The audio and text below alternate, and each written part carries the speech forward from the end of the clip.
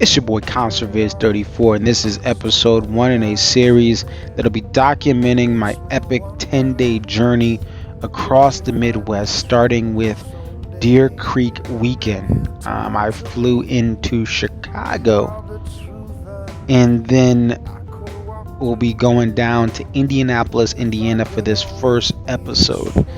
I've been wanting to go to Deer Creek and Alpine for years as a Dave Matthews Band fan and just as a music fan in general. These are major venues that are known across the music industry for some legendary concerts over the decades. And I said, listen, I need to check this out.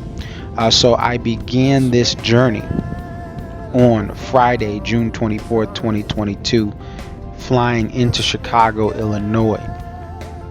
Once I would land in Chicago, I'd then make the trek down to Indianapolis, Indiana, and that's what this episode is going to cover. My experiences down in Indy. Now, I know they call Indianapolis, Indiana, Nap Town, right? They call it Nap Town. There's a very small downtown, and there's not much to do. I had my thoughts about that, but I just could not resist packing my bags and getting down here for the music specifically, because I've heard nothing but great things. I made a first stop for the music at Indianapolis Motor Speedway, and I'm glad I made this trek. This is the largest facility for sports in the world, and I love stadiums and venues, and it was really cool. The museum had some classic items there. That's an old gas pump you're looking at right there. And over the years, the various Indy cars that would go across these historic lanes of the track. I love that one there, Domino's Pizza. And the cool thing about this museum is you can leave the museum and walk across some grass and actually watch many of these test runs or test trials by various people taking control of this track when there's not real races. Let's check this out.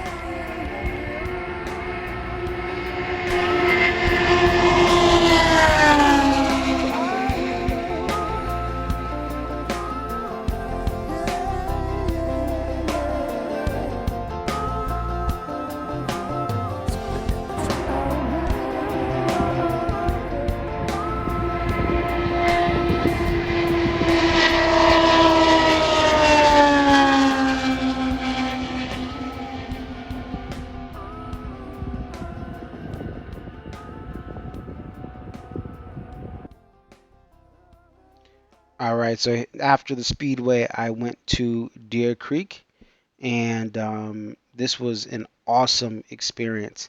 So I go ahead and park, and when I park, the band shows up. So, I'm excited. I'm seeing the tour buses come through. Everyone is cheering. Everyone is having an awesome tailgate. I gotta say, everyone I met at the tailgate was amazing. That's the thing. This crowd was a great crowd, but a knowledgeable crowd. And I enjoyed my times both nights before the shows. This is this lawn. Let's take a look at this lawn here.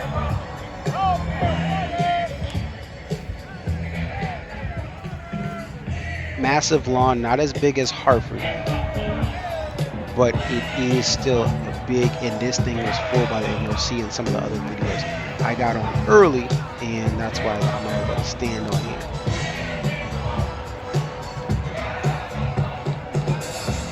Just a great. And this lawn is the best non-gorge venue lawn that I've seen. So take away the gorge, that's an anomaly, but this lawn in Deer Creek was amazing. The speaker stacks they sounded great. From the lawn, they sounded great. Okay, I had seats, but I was like, wow, I almost want to stay in the lawn. The screens were clear and crisp. A lot of Live Nation venues out in the Northeast where I live are not that case, but this lawn was very impressive, and I can say most venues out east, I don't want lawn seats. I'm sorry, I just don't want them. But for this specific venue, I could see myself camping out get my warehouse lawn ticket, get there early, get a nice spot with friends, and still enjoy the show. And a lot of my friends were in the lawn and had a wonderful time. So I gotta say the best feature about this venue that makes it stand out to any other venue outside of the Gorge, which is just its own category, is the lawn. This was a phenomenal lawn. It was a full lawn by the end of the show. And I think this is what stood out to me compared to other standard Live Nation venues. So as I walked in and I got closer, I met up with the tapers, and I was out there just talking to them, meeting them for the first time.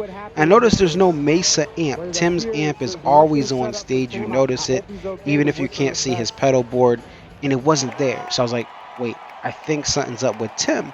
I talked to some of the tapers and some other people that have some good connections with the band, and like, yeah, Tim is out. He tested positive for C19. So this was a big curveball. In some ways, it was great. We would get this pig opener that you guys are going to be looking at in this video. This is right before it starts and as it's being played, and that was a positive. We get Lawler, which we'll see in a moment as well. But I think it was a little bit of a bummer because you knew that the set list would be impacted. I will say I loved the acoustic percussiveness of this band without Tim Reynolds. I would not wish the C19 on him, but it was a unique experience as someone who didn't go to shows until after Leroy Moore passed. So this really changed the weekend up. But we got this pig opener. This would be a big thing for this weekend, and I'm thankful that we still were able to get music here.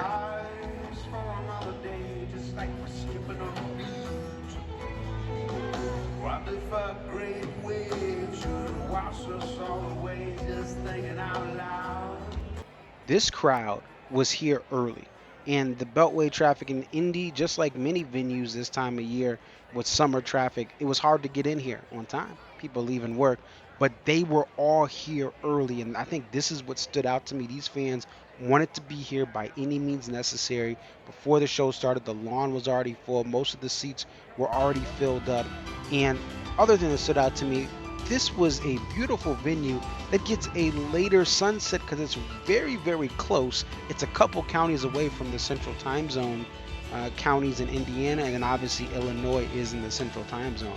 So this is 9:15, and the sun was just about to set, right? It's 9:15 at night in the Eastern time zone, and the sun is still out. Very unique, very interesting. The band also must have to adjust its set as far as the vibes it gives. But it was very cool to have sunlight through half the show both nights.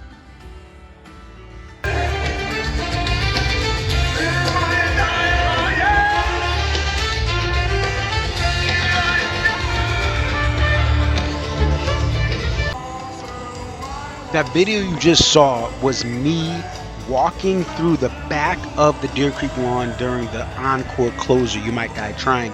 And if you listen to that, you could hear the stacks pushing out that great quality sound to all of the lawn. You're not sacrificing sound quality in the Deer Creek lawn. Other lawns, those speakers aren't as good, or they don't push all the way back so that the fans at the back fence can hear it just as good as the fans at the front of house. Deer Creek lawn has amazing sound. And as you guys are watching right now, you're seeing Lawler play with the band. That's Joe Lawler. He works with the band in different capacities, but is also a killer guitarist who's guested. What I will say first is we had Preservation Hall Jazz Band Night 1, and they are talented. They are amazing. Just like all of these artists that are getting shine from the NO, aka New Orleans, as they say down there. There's a lot of great talent out of there. I love Tank and the Bangas. I love the Revivalists, and I do love Preservation Hall Jazz Band. But Pres Hall, while they brought the energy, they don't have the intentional, precise soloing and jamming that fits DMB like Joe Lawler does. On Rhyme and Reason, on Number 41, and other things that he did that night too, Joe Lawler was the MVP guest of this night for me personally. Now the crowd, they may have loved Pres Hall better.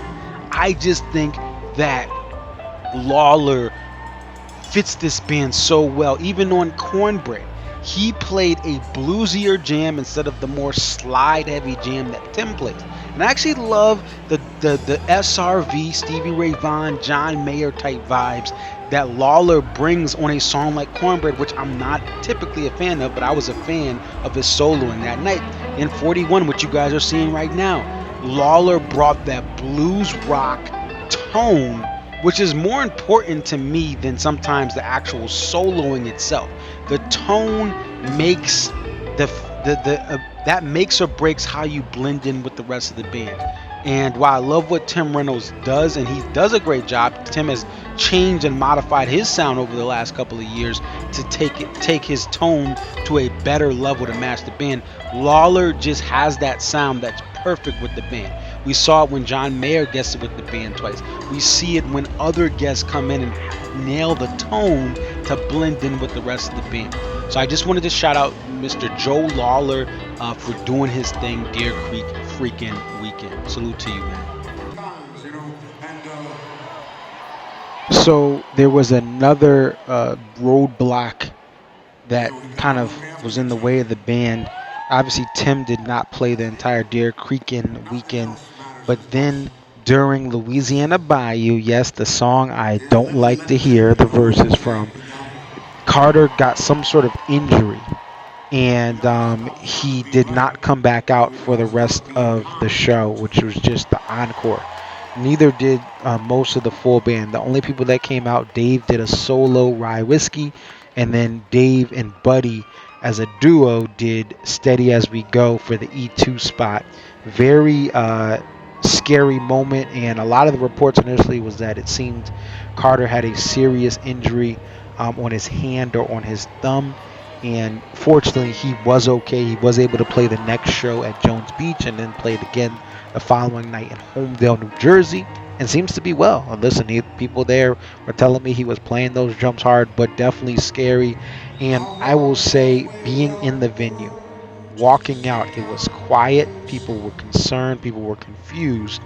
And Ants Marching's updates on my phone and other people's phones who have the app, it just said, hey, Carter had an injury. And, it was a very somber ending to a wonderful weekend at Deer Creek.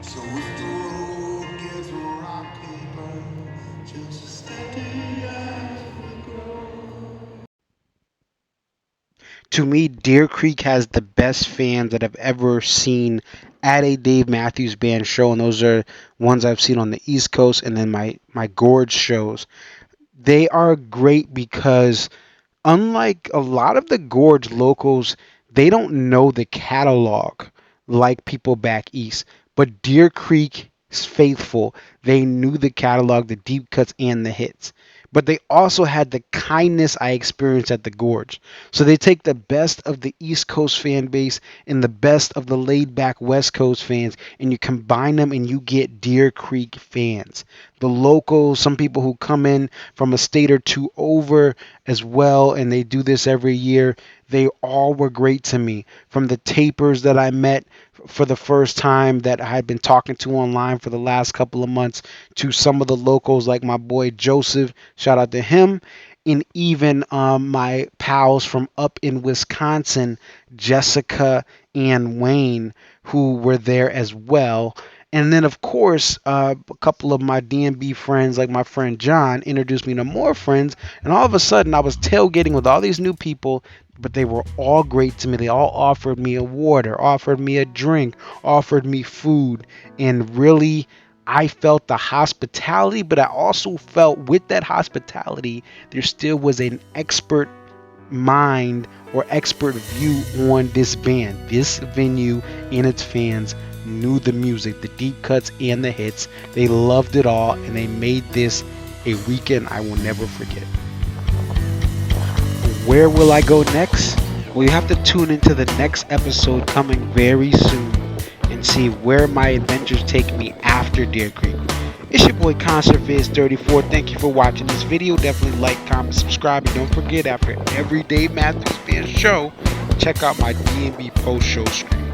Thank you for watching, and peace.